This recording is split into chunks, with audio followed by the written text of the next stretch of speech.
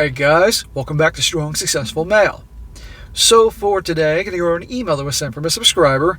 That's from a guy, sounds like he's about 23 years old, and he shares his story how recently, I think as in July, he ended up kicking his fiancée to the curb weeks before the wedding, after finding out that she's having a full-blown affair with his best friend, or one of his best friends. A best friend that he's had since, I believe he said, the second or third grade. A guy that he's close with the family and all that. So he not only lost a brother, a brother he thought was a brother, his family, and also his fiancée. Now before you all think, hey, you know what, he dodged a big one, well, it's not that easy. Because as you're going to see, he has a 1-year-old son with her, and he does know this is his kid, so fair enough.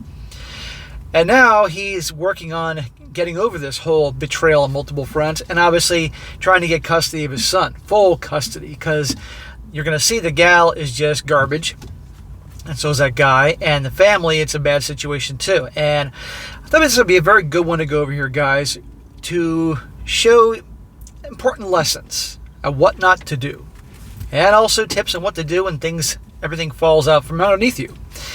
One lesson here is, as I say all the time, never let yourself be pressured into a proposal or marriage. You're going to see she does just that at a very ridiculously young age, younger than they are now.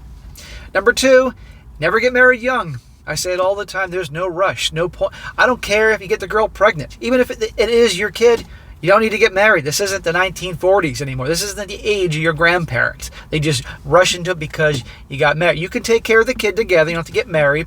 You need to spend years with your girl getting to know her, because a lot of guys rush into marriage for whatever their reasons are, and they think they know her, and guess what? They don't. On the other hand, guys have been married to their wives 30 years, and they find out they don't know her either. Also, take years to get to know your girl. I just said that. I actually wrote a list, which I never do. Next one, pay attention to what she's like around other guys, even your friends. You have to pay attention to these red flags. You have to look for red flags nowadays. It's that messed up nowadays. And even how she is around your bros. You could think, not my brother, not my friend. Well, unfortunately, yeah, your friend. How many stories have we heard about betrayal? Either actual brothers from your actual blood brother, family, or your guys who you thought were your bros. And last but not least, as I always say, bros before the 304s. Guys, don't ever betray your brother, or a guy you consider a brother over just getting a piece of ass. I mean, come on here. But a lot of people learn the hard way. So it starts off, he says here, hi SSM. I found your channel after this breakup in mid-July this year.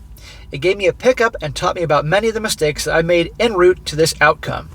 It stings extra because we have a child together and she still did this to me, which is confusing and quite hurtful. But I made sure not to let them know that as well. We were together 4 years and was due to be married in a month when we broke up, which for the long term will probably be me getting saved at the buzzer. Yeah, dude, if there's a silver lining to any of this, at least you didn't marry her. And after reading her story a couple times before I do this, given her character and her temperament and all the other things, you dodged a big one. But as you said, you still have a son with her, and you're one way or another going to be seeing her the rest of your fucking life, unless your son wants nothing to do with her one day. Anyway, to begin the story, me and my ex met at a summer camp when we were counselors at the ages of 19 and 17. Okay, so you're 2 years older than her. She pursued me. We were actually 18 and 16 when we met, but I turned her down the first time, which is probably why she pursued you later on. At about the 1-year point in the relationship, she seemed very anxious about me proposing. 1 year? You're dating 1 year and she's 18 years old. She's anxious about you proposing? Women get anxious over that quickly at a young age for one of two reasons. Either one, they're in this country illegally and they need to marry some guy to become legal. Or two, they're pregnant.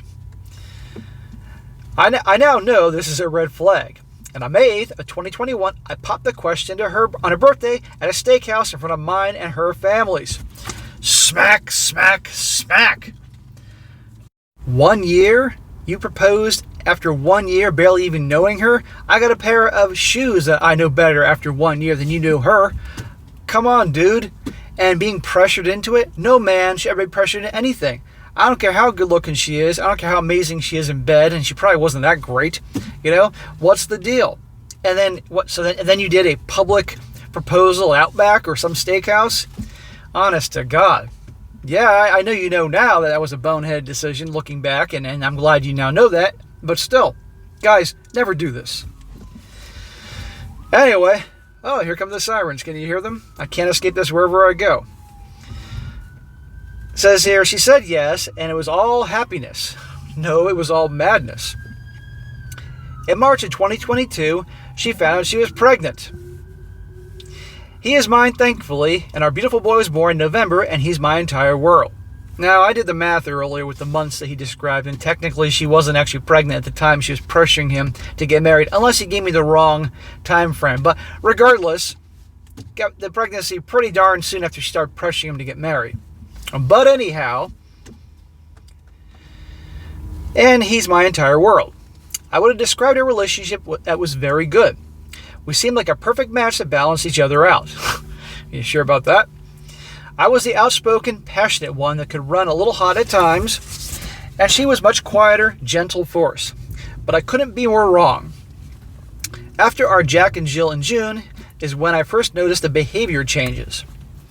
Well, that's just going to happen when you propose to someone that you barely even know. It takes years to really get to know someone, all the things, which I say, and I know you know this now. We started spending a lot more time at my friend's house. We spent time over there before, but this is when it became excessive. We were close with the entire family and would hang out with them, and it just felt more like we were spending time with the family. So these are red flags, and I know you know now. If all of a sudden you're always over at your friend's house and the family and all that, and you don't like it, that's just something's going on here. I've known all these people for 15 years. I was so trusting of my friend and his family that I thought nothing of leaving even the two of them alone. Smack! You can't. Unfortunately, in a perfect world, you could trust your best friend with your girl, but especially if they're young and dumb and... No. Because at one point, I trusted them incredibly. We were getting into arguments, though about all the time I was spending over there, and it was getting to be too much, and we were never home, and stuff wasn't getting done around the house. Yeah, if you went from hanging out on an occasion to all of a sudden all the freaking time, and you noticed things with her and him, but I'm willing to bet you he just couldn't believe it. He wouldn't think that his bro would do what I know he's going to do. D-Day for me would probably be on July 6th. Okay, July 6th of 2023. We've been arguing pretty bad that night, and she had left the house twice. Gee, I wonder where she went to. Once she came back, we argued more, left again, and came back. I truly loved her and had written her a note while she was away, letting her know that while we were going through a tough time, we would get through it. Smack! That is giving her certainty.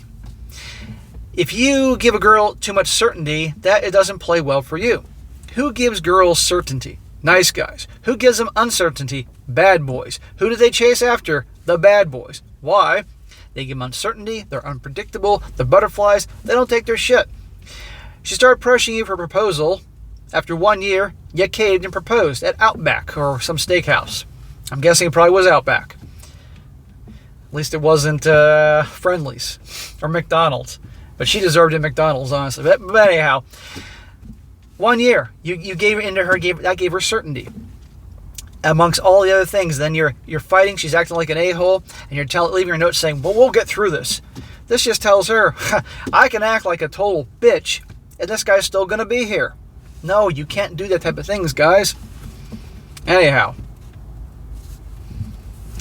Notes were always something that she had loved for me, or so I thought, as I now question everything. We had made up that night, and she laid next to me, spooning me. That's when I see her phone go off. I see it's a Snapchat from my friend. Oh, what interesting timing. Who I texted while she was out because I was going to talk to him. I was going to send him a smart-ass text from her phone. Again, a red flag that he answers her and not me. And the Snapchat surprised me. It said, I'm going to pretend I was asleep and ignore his text. So you reached out to your buddy because you're having trouble with your fiancé.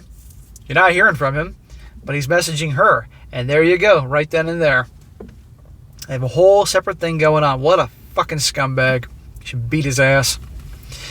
I scroll up just a bit in the conversation and see just about everything I needed to see. I saw them arranging to have her come over to his house so she could vent about our fight.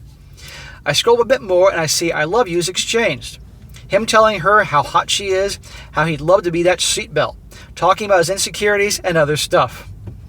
What a scumbag. And by the way, talking about his insecurities, that ain't gonna last long. What preceded was a 16-day trip of me being in a flat-out, bold-faced denial. I feel like my brain just didn't know how to process this, and I didn't want it to be true. I knew what I needed to do, but I wanted so badly to believe both of them. Yeah, no guy wants to think that his buddy is banging his girl, his fiancée.